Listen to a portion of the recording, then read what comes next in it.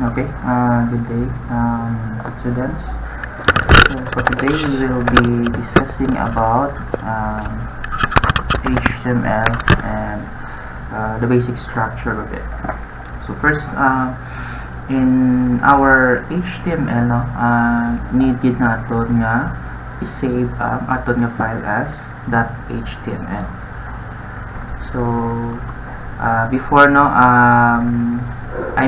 pwede nyo man siya i-save as .htm, pero nowadays most na nakita ko is .html ang ginagamit nila. Okay, so first we need to save our file. Let's say hello.html. So as a recommendation, dapat i-save nyo ng madaan ang inyong file para at least ang inyong editor, or in my case si Visual Studio Code, balaan niya na kung ano ang templates or syntax ang iya nga i-suggest sa inyo. So first off, sa aton nga HTML document, document na siya tawag kay it is composed of elements and contents. So amo ginaang tawag sa aton nga files, HTML document. So sa aton HTML document, we have what we call the doc type. So aton nga doc type is ang iyang syntax is less than. So kung manotice ninyo, si Visual Studio Code nag-suggest na nga daan sang code para sa inyo, and also other elements. So ang obrahon nyo kung mag-pop up ang IntelliSense, ang code what do you call this, code suggestion. So pwede nyo na siya dayon scroll down or scroll up and look for the tag or element nga nga gusto ninyo. So in our case, ang document type ang aton nga gusto. So once na highlight na ang element nga gusto naton, then press nyo lang ang enter. Then automatically si Visual Studio Code will complete the code. As what we have discussed in our module, ang aton nga doc type nga element basically tells the browser kung anong version ang gamito naton. Kasi sometimes ang aton nga browser, it has its own doc type, default doc type value. Kung wala nyo nag-specify, then automatically si browser i-render niya ang inyong page based sa iya nga default nga doc type. But nowadays sa mga latest nga mga browser or latest version sa mga browser, ang ila nga doc type nga default is HTML5. So just to give you an idea kung ano na ang mga iba ni mga doc type is ari sila, So sa HTML4, medyo malawig-lawig, long and tedious nga text.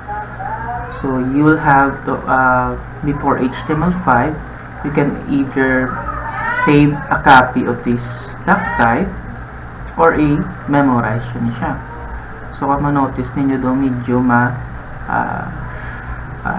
budlay or i-memorize ang mga doc type ninyo. And another one is ang XHTML. So ang order ni siya sang pagwa sa mga version is it was HTML4. Then later they find out that XML and HTML can be combined together, So they created a new version of HTML which is XHTML. But later on, nakita nila nga there are something that needs to be improved in HTML. So they decided na i-improve nila ang HTML4, and that came HTML5. So HTML5, one of the purpose ng HTML5 is i-remove ang mga unnecessary line of codes. That's why ganit kung makita sa HTML5, ang doc type is HTML again. So wala na sang labog-labog pa nga code, automatically kung mabasahan ni browser, mabalaan niya na nga HTML5 na siya. While sa iban, may damo pa. Mayari pa na ganun strict. Ari kung makita nyo. Excuse me. Kung makita nyo, may loose during a word. So, meaning loose do hindi siya case sensitive, no? Pero may harap pag na strict. Damo pag siya nga version. So, the W3C decided to remove the unnecessary line of codes, no? And made it very compact. Okay, so this is the very important, no, or what I call this unappreciated line of code. Okay, so amo gina dapat ang una ninyo nga i-declare or i-add. So hapos lang siya i-memorize, no? And even now, ang mga code editors, it simply suggests this line of code and press yung enter, then tapos na yun. And next natin nga i-add sa aton HTML document is ang aton na root element. So when you say root element, siya gini ang pinaka start. This is where all the elements start. So ang aton na root element is ang HTML. Kung ma-notice ninyo, si Visual Studio Code ang ginagamit nyo, type na ka mo HTML, then automatically may gina-suggest si HTML, I mean Visual Studio para sa inyo. Kung ma-notice ninyo, may damo-damo isa nga suggestion na. So kung ma-notice ninyo, may hara to sa suggest nga HTML nga boilerplate. Diba ta? Diba? HTML5 boilerplate. This is basically a template ready na, no? Kung gusto niyo mag-create sang HTML document. So kung ma-notice ninyo, madamo-damo siya nga gina-add ng mga code. So I think this is the standard na, no, nga HTML nga document when it comes to kung sa live na gid ninyo nga gamiton nga website. So for now, let's just disregard this. This is I just showed this to you, no? At least may idea ko mo po. Maybe you have an option there nga amo na gamiton nyo, then later i-check ko siya kung paano gid siya i-implement. Okay, so for now, let's just type HTML, and ang first nga suggestion is amo na ito nga gamiton. Then press nyo enter. Then automatically may magawa siya nga opening and closing nga tag or element. So this tells diri naga start ang aton nga HTML document kag diri naga end ang aton nga HTML document. So sa aton to nga lecture notes, ang aton nga HTML, ang aton nga opening tag can be, or we can add certain attributes in the opening tag. Then in between sa aton nga opening kag closing tag is what we call the content. So sa aton nga content, aton nga notes, ang content can be a text or can be an element or it can be both. Okay? So next nato naman nga element nga i-add sa aton nga root element is ang head and also the body. So always amo gini siya class, no?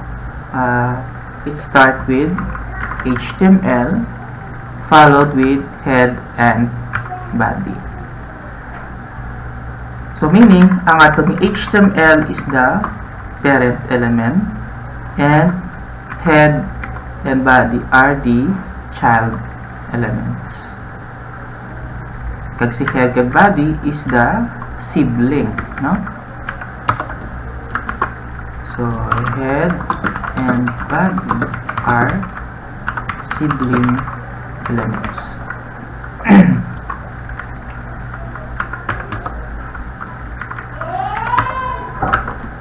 while sa aton nga HTML is the parent element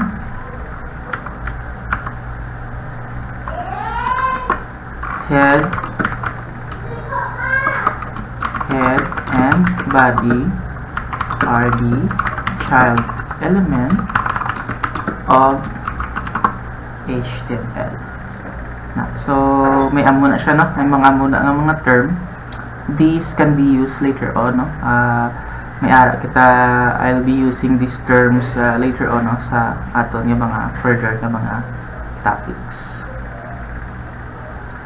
So sa aton diri nga, no, nga as I've said earlier, aton dapat amo gini ang order or structure sa aton nga HTML document.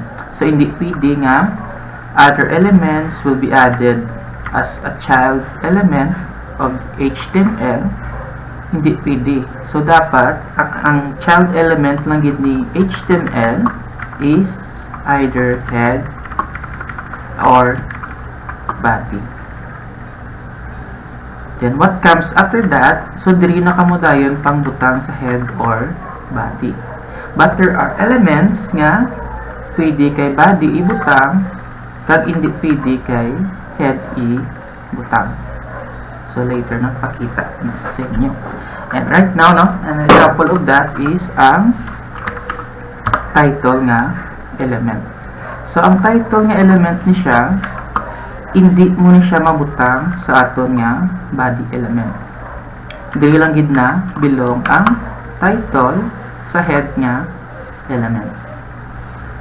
So title is one of those elements nga for setting up your HTML document or setting information sa imo nga HTML document. Like for example, ang title, it will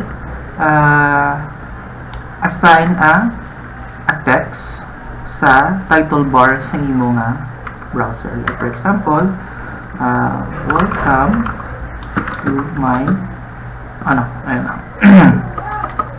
let's say google.com. So i-save siya naton and then i-open naton siya sa my browser. So na-save siya sa IT25. So i-drag ko lang ang file sa aton nga browser or you can double click it, no? Kung makita mong icon sa Chrome, you can double click it or right click nimo then open with na. So we have other choices kung gusto mo siya i-open sa different browser kung hindi ang icon sa browser nga gusto mo nag-appear diri. So kung kita mo di Chrome, so automatically open na siya sa Chrome ang ato nga. Okay, so I just opened our HTML document. Then if you check on the title bar, there is a babaw, makita mo di ang google.com na. So meaning, ang google.com na siya, again set na siya sa aton diri nga title. So si title na siya, amo na siya ma-appear sa aton nga HTML document.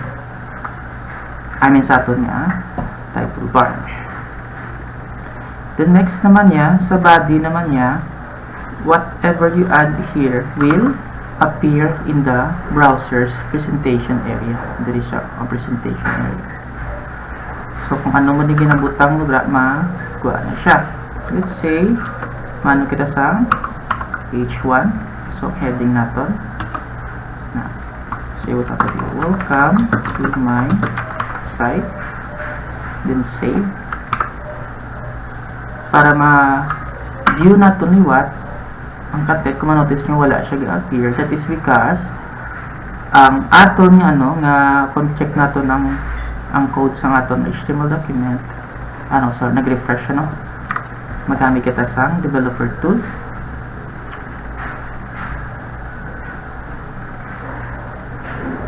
Kung ma-notice ninyo ang code is empty, pati ang body nga area or body nga content, ang body nga content. That is because every time may bago ka mga i-change, dapat i-download na sa liwat sang browser. So for that to happen again, you can just refresh your page. So refresh naton or Control R para mag-reload ang page. Then sa time dayon nag-appear ang H1 again add naton kay again re-download ni browser ang unod sa aton nga HTML document. So whatever ang gina-add naton diri will be shown sa presentation sa aton nga browser. So what if na mabutang kita di sa title? Let's see what will happen kung mabutang kita diri sa title. So kung ma-notice ninyo, nothing happened. Although sa aton diri nga code makita ninyo may title diri nga element. See? As what I've said earlier, there are elements nga pwede lang gid sa head nga element and body nga element. And one of those ang title element can only be added sa aton nga head nga element as a child element. Okay? So another one is ang meta. So sa aton nga meta is ang iya nga charset is UTF-8. So ang meta na rin nga element, it's just adding additional information sa aton nga HTML document para aryo na manotice niyo kung gin-highlight naton, gin-hover naton ang aton mouse cursor's element, it shows a definition sa attribute aryo. So this attribute declares the page character encoding. Authors are encouraged to use UTF-8. So ang purpose ini is kung gusto mo standard, let's say kung English type or let's say English ang inyong visitors, I mean English speaking visitors, then I suggest to use the UTF-8.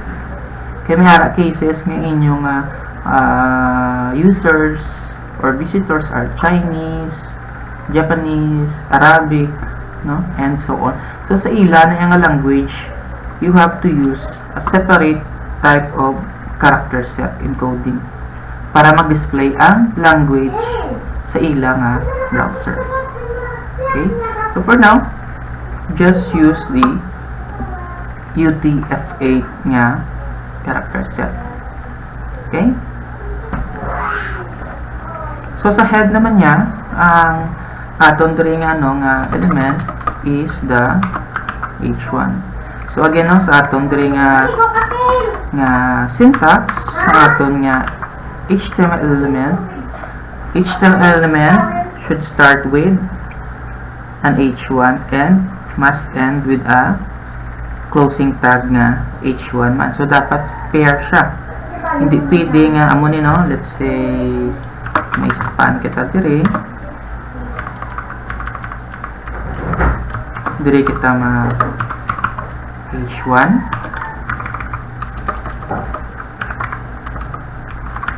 so like this so hindi na siya pwede. So kung ano ang nag-start ng element, dapat amo man na ang closing nga tag nga element. Hindi pwede nga si H1 nag-start followed by span, then ang nagtabo is ang closing tag is ang H1 nga supposed to be iyan asasang span kay again kung sino siya nag-una, dapat amo man na siya ang mag-tapos, amo man na siyang mag-end. So let's fix that. So this is the proper nga pag-structurize ang aton nga HTML element. So si H1 ang nauna nag-appear, so dapat si H1 man ang mag-end or magatapos. Then sa aton HTML naman nga syntax ang content, so this is the content of the H1 element. So there is no limit kung pila ka bilog ang i-add nyo nga or pila da ka element or text nga ibutang ninyo sa content sa isa ka HTML element, no? As long as sakto lang ang pag-structurize ninyo.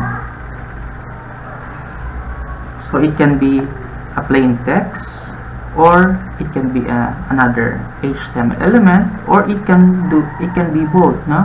A combination of text and element. And also sa aton nga content, you can nest our elements. So meaning there is an element within the element within the element, and so on. Like this, for example, inside sa span, inside sa each one, may makitaan kita nga span. So gin-nest naton ang element, or we can make it more complex, no? Ma-add kita sa another let's say another element, let's say strong. Kung manotice nyo, no, gina-automatically complete ni Visual Studio Code. So it's just a matter of you may ara man niya iba niya wala nila gina-complete, may ara man niya gina-complete nila ang inyong code. So it's just a matter of familiarizing how your editor behaves. Now, so back to the topic. We nested our elements, no? Ang aton H1, it has a child element nga span. Then sa span has a child element of strong. So pwede natin siya manes as long as again sakto ang pag-order o pag-structure ninyo sa inyong element. Kung sinong nauna, dapat siya mana ang kulihot nga as a closing element. Okay? So you can pili nyo man siya ganun imanong klase, ma-tab ninyo, no, para at least, no, ma-readable siya. Pero in my case, kung formatting element man lang siya, so ang formatting element, it's just basically gina-format yung inyong text, no? Gina-change ang color, underline, ang size ng so why ko na siya gina-indent, no? Kung formatting element na lang siya. But for now, sa inyong case, so I would recommend niya i-tab, i-indent ninyo para at least, no, maging readable siya and namin siya sa inyong pananawan. Okay, so you can make it more complex. So let's say makay ako diri or EM, no?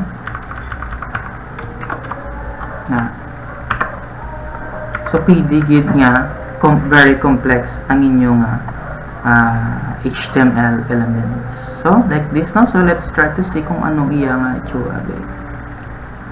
So kung ma-notice ninyo ang aton nga element nga ang text nga may site do sana italicized siya. Ang word nga to do hindi taman siya makita, no? Kay ang strong supposedly gina bolded ya ang text.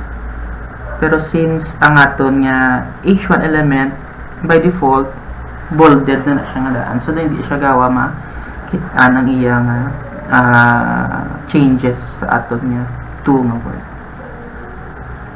So maybe let's try to add an underline, no? Let's say sa aton to na lang, no? Sa aton to, say U.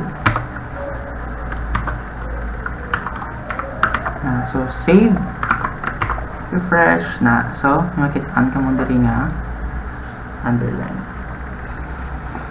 So amo din na siya now ang basics sa aton nga element. And I would recommend no nga ang structure diri i-kinda memorize this no ang aton doc type, HTML, head, tag, body. So sa aton tong aton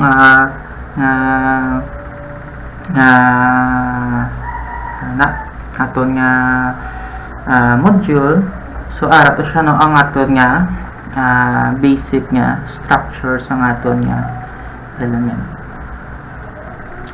And another one, no, sa aton nga ng syntax sa aton nga HTML elements is ang attribute. So sa aton nga attribute, aton nga opening tag, pwede kita add sa aton nga attribute. Let's say style. So kagina, no, like the tools nga nakita naton sa Visual Studio Code, kung i-hover naton ang aton nga attribute, you will see a definition of that attribute. Ba aton kagina, no, nga element, isa na aton element, no, i-hover mo lang sa aton mouse cursor, you will see there the definition.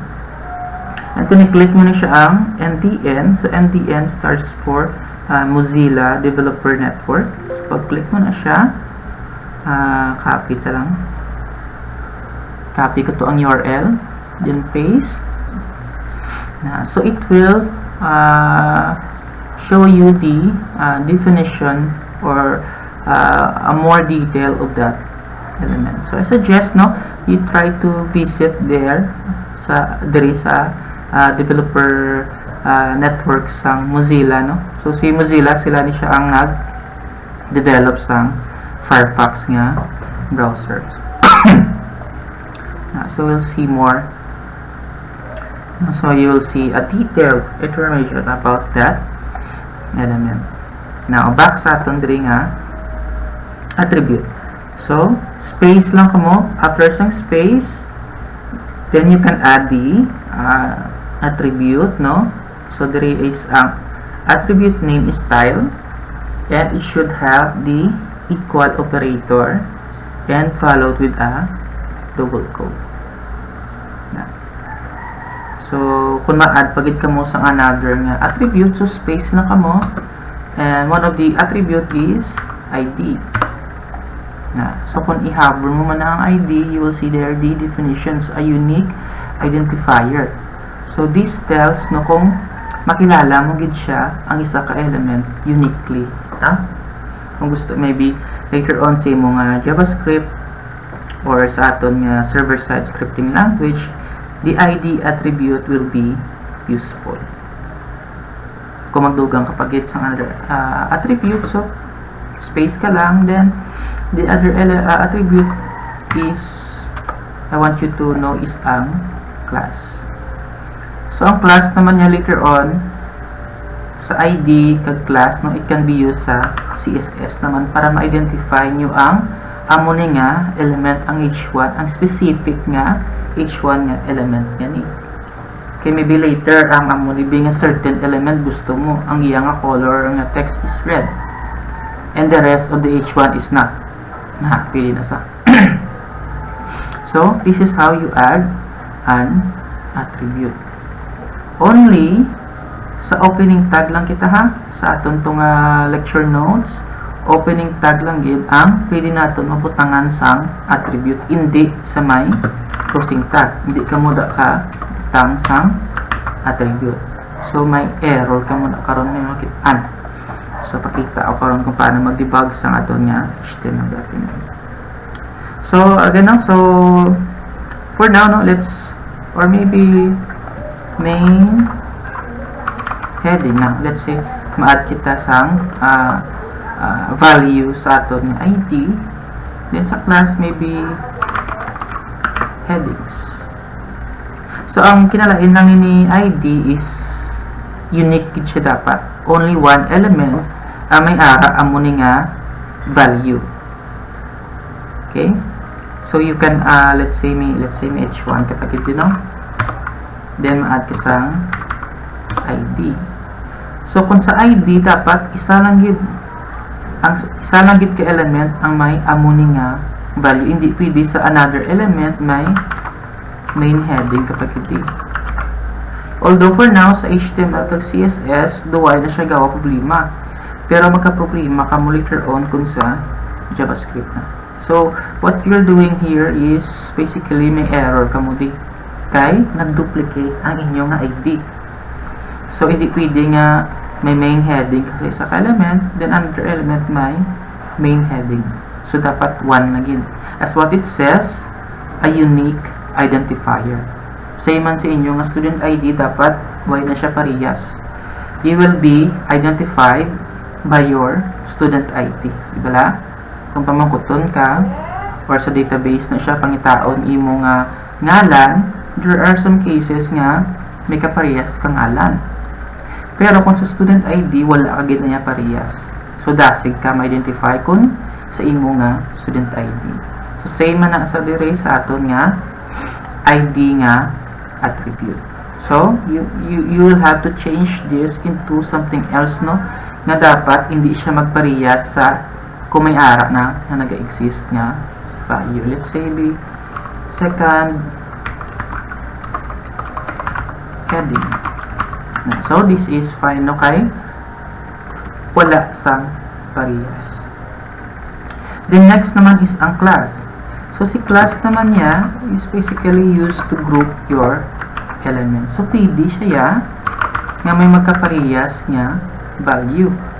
Kung makitaan nyo dris ang aton nga first nga h1 may headings man siya nga value, and ang second naton nga h1 may headings man nga value. So this is totally fine. Okay siya kay si class naton, it accepts one or more elements with the same value. So wala diriya problema. So you are not doing illegal operations here or illegal syntax or whatever. Okay? So amo na kinalain ni ID kag ni class. So you will deal more about these attributes sa aton nga CSS and of course sa JavaScript. Then kaginano sa aton nga style, let's say butangan to siya color. So color colon red. So don't worry for now, no? Sa akong diri nga syntax is just showing, kung paano kita mag-add ng style. So we will deal more about this on CSS na nga topic. So gibutangan ko siya ang aton text ang aton nga first nga h1 will be color red. So kung i-refresh ko siya so makitaan mo ang aton nga text sa aton h1 is now color red. Okay? So again, amo lang gid siya ang first nimo nga i-memorize, no, at least familiar na dapat maging familiar ka is ang amo ni nga structure. So dapat may doc type ka para walaan ni browser kung ano nga HTML version ang gamiton mo sa imo nga HTML document. And second is ang aton nga root element. So root element natin is ang HTML. So dapat tanan-tanan nga element will be added in between sa opening kag closing nga tag. So outside in that, wala ka mo dapat ibutang dira nga element. The next is again ang aton nga head kag body. So dapat sibling na sila nga duwa, sibling. Hindi na pwede nga si body ara siya sa head, no, or vice versa. So dapat they are separate nga elements. So they are siblings. Tupaday lang sila, kumbaga. Tupaday lang sila ng mga element. And the rest should go either to head and body. So again, sa head natin, there are elements that can only be added sa aton nga head, and there are elements that can only be added sa aton nga body. And one of those elements is ang title kag meta, dapat sa head lang na sila nga element. And mostly the rest is in the body. So si body naton, this is where whatever you add here sa aton nga body nga element will be shown sa aton nga browser nga presentation area. So ang below ni siya class nga area is what we call the presentation area. So nag-appear ang mga elements nga ginapang add ninyo. Okay? And the last thing is paano natin i-validate or i-debug ang aton nga HTML nga document. So sa aton nga module, you will see there the link nga validator.w3.org. So the organization that maintains HTML, CSS, and other web technologies is ang W3C or si World Wide Web Consortium. So sila subong naga-enhance, naga-implement, naga-fix sa web technologies such as HTML and CSS. So paano siya natin i-validate? So you can either validate by URI or Uniform Resource indicator. So nalimutan ko ng URI. But anyway, so sa aton diri nga case, hindi ta ni siya magamit ang aton diri nga URL bar kay local ni siya nga path. Kung ma-notice niyo naka-file saya. So for you to use this tab, ang validate URI, dapat naka HTTP or HTTPS ang URL. So dra mo ya pwede ma-paste diri ang URL sa imong site. So this option is not for us for now, no? And next tab is ang validate by file upload. So obviously, no, i-upload naton ang aton nga HTML document. So this option is right for us. But before that, no, another option is to validate by direct input. So meaning, i-copy and paste mo diri ang imo nga HTML nga code. So let's try to do that. Let's copy that and paste. And by the way, no, ang green siya, this is the HTML comment, no? So atong HTML comment starts with a less than, exclamation, dash dash, and should end with a dash dash greater than. So this is a multi-line nga comment. So why na yung problema? So wala single line nga comment sa HTML but only multi-line na. So in this case, no, wala ni siya error kay ginbutang although may mga white space kita dire, but still, no, within siya sa comment, so wala gid ya problema. So paste to liwat na. So more options. Okay, so detect automatically. So meaning i-detect niya kung ano nga doc type ang aton nga na-declare diri. Pero kung wala, so maybe you could you could specify here kung ano nga document type. So for now, let's just use the default here and let's just click on check.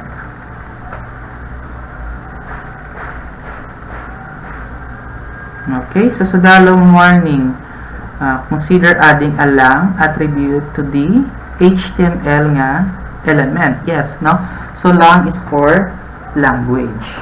So although hindi na siya included kit sa aton nga lesson, but I'll just show you. So ma-add ka mo sa aton nga HTML nga element sang lang nga attribute. And you can use nga value en for English.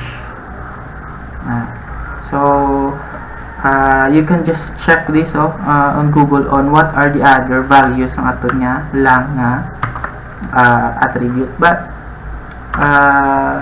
it's not too important, no?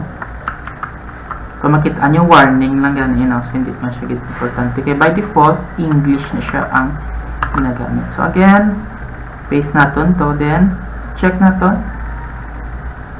So you will see there a green message, no? So meaning we are good, we are clean, no? So documents checking completed, no errors or warning to show.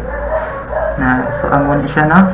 So maybe later on, no, I will have to have you validate your work before mag-submit sa inyong code. Okay? So that's it, no?